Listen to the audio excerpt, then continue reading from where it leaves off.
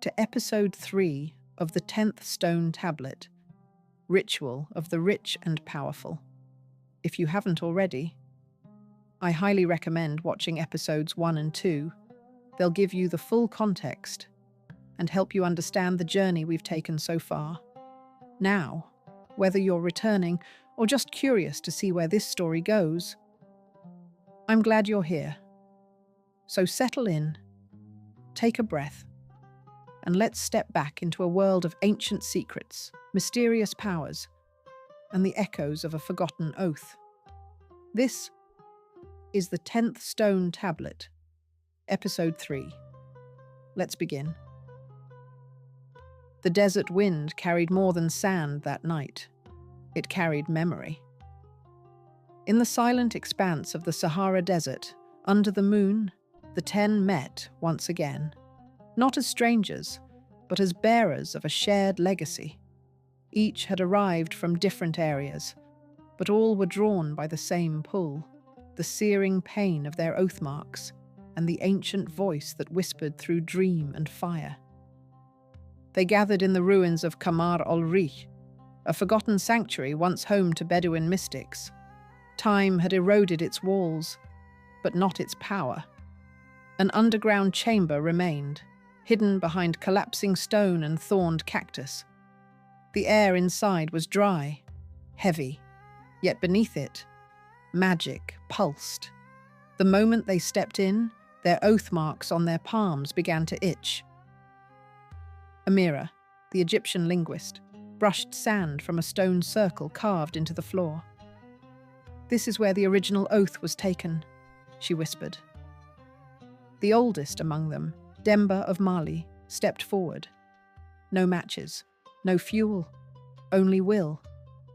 He pressed his hand to the mark on his palm, and flame erupted from the center of the circle. Golden, silent. It crackled without heat. Demba said, "This is not the first time we've met." "Not truly. We have carried these memories in our blood. We are not just descendants. We are them." Each person added herbs to the flame: myrrh, blue lotus, dried rose hips. The scent filled the chamber, dreamlike. They sat in a ring around the flame. Amira drew glyphs in the dust.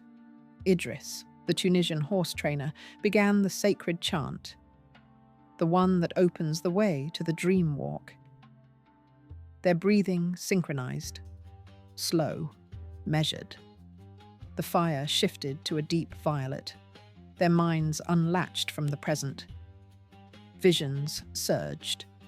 They saw the old Bedouin chief holding one of the tablets. It pulsed with light.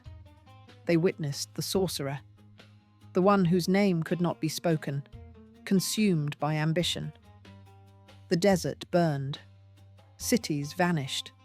Mountains cracked like eggs. They relived ancient training. How to trap thoughts in stone. How to erase memory without losing the self. How to bind spirits using only voice. The vow was not just words. It was soul fiber. Amira gasped, seeing the day her ancestor buried the tablet in the desert, praying it would never be found. Idris trembled. His ancestor had died protecting a tablet, killed by his own brother, corrupted by power. Then came the shared vision. They stood inside a cold chapel, southern France. The creature was there, coiled around the altar like a grotesque monument. Then, the creature's head turned and saw them. The vision shattered. They awoke, gasping, soaked in sweat. "We were seen," said Amir, the Sudanese desert guide. "The barrier is thinning," added Demba. "Our connection is no longer one way." They turned to the Severance Ritual, their first attempt to undo what had been done, to cut the link between them and the creature, using old symbols: sand, blood, fire. Each recited their ancestral name, and the place where their tablet was hidden. Their oath marks burned, orange light flared. Demba called on the flame of the circle, The sacred fire rose. A dome of light above them. The air screamed. A rift opened in the fire. Glyphs twisted and pulsed. For a moment, it looked like Severance might work. Then, Eunice screamed. His mark stopped glowing. "He has been corrupted," said Amira. Eunice writhed on the ground. Shadows coiled around him. His voice cracked. "The creature offered me a truth I couldn't refuse. A world without suffering, with order, with peace." Idris stepped forward and said, "We all dream of peace, but not at the cost of freedom." They formed a circle, reciting the oath of the flame. Fire enclosed Eunice. Some shadows burned away, but not all. He could not be saved, and they could not kill him. "We must watch him," said Amir. "He's a threat and a victim, just like the rest of the world." The severance had failed. Memory was not enough. Blood was not enough. The creature was too strong. The Dominion had fed it too well. Every request had made it stronger. "If we are to undo this," Demba said, "we must take the tablets back, physically, one by one." Silence fell. Then Amira stood. "We start with the heart, the chapel." Outside, the desert wind moaned as if the dunes themselves disapproved. But inside the ruined sanctuary, the 10 had decided, by life or by death, they would make it right.